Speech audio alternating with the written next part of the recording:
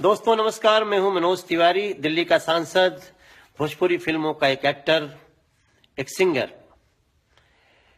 एक बात राष्ट्र के परिप्रेक्ष्य में बहुत ही इंपॉर्टेंट है कि जब गद्दारों की टोली में हाहाकार मचे तो ये समझ लीजिए कि राष्ट्र का प्रधान बहुत ही चरित्रवान और प्रतिभा संपन्न है और अपना राष्ट्र प्रगति के पथ पर अग्रसर है।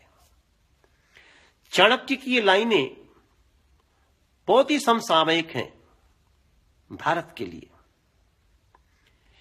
नरेंद्र मोदी जी ने ब्लैक मनी को खत्म करने के लिए जो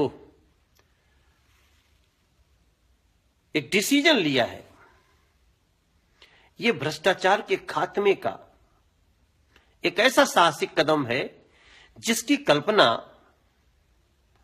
इस देश के लोग करते तो थे, लेकिन कोई ऐसा कर दिखाएगा, ये सपना जैसा लगता है। अब सपना सच हो रहा है। मैं आप सभी से प्रार्थना करता हूं कि राष्ट्र निर्माण के इस समय आप नरेंद्र मोदी के साथ, वर्तमान भारत सरकार के साथ कदम से कदम मिलाकर खड़े रहिए। नए नोट छप रहे हैं, वो धीरे धीरे बैंकों में आ रहे हैं। आपको लंबी लंबी लाइन लगानी पड़ रही है, आपको बहुत सारी परेशानियां भी हो रही हैं।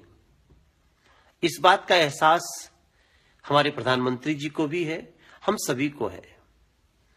लेकिन आप ये जो तकलीफ झेल रहे हैं, इससे क्या क्या फायदे हो रहे हैं?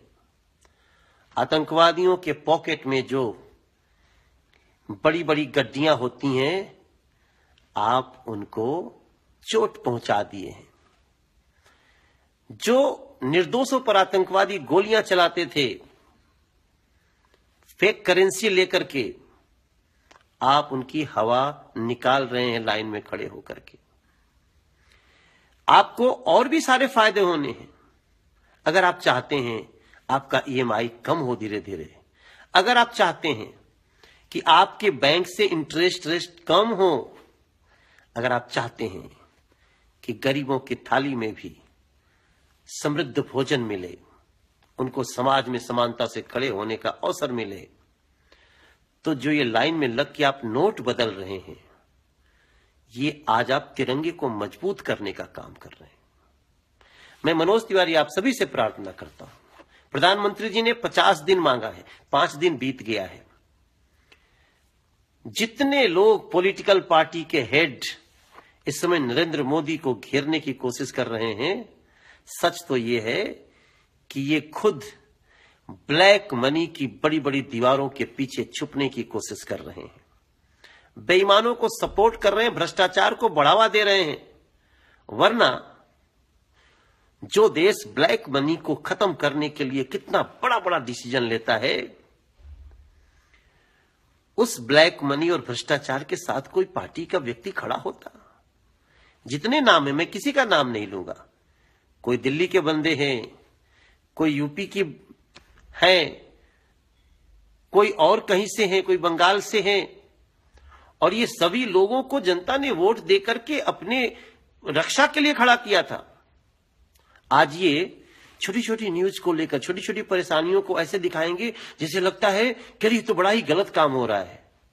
ये कार्य एक गरीब घर से आया हुआ व्यक्ति नरेंद्र मोदी, जिसकी मां ने उनको बर्तन मांज के पढ़ाया है, एक ऐसे गरीब के दर्द को समझने वाला प्रधानमंत्री पद पे पहुंचा हुआ व्यक्ति कर रहा है, जिसको सब पता है कि इस देश को समृद्ध करने के लिए, गरीबों की गरीबी दूर करने के लिए, रोजगार पैदा करने के लिए, नई सड़क के लिए, शुद्ध पानी के लिए क्या क्या करना चाहिए उनको पता है।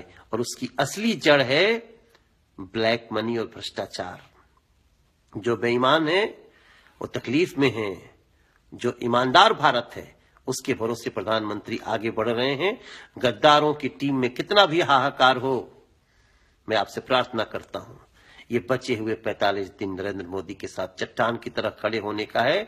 फिर आप जो भारत बनाएंगे, वो जो 70 साल में नहीं हो सका, आप इस 50 दिन में इस देश को देने जा रहे हैं।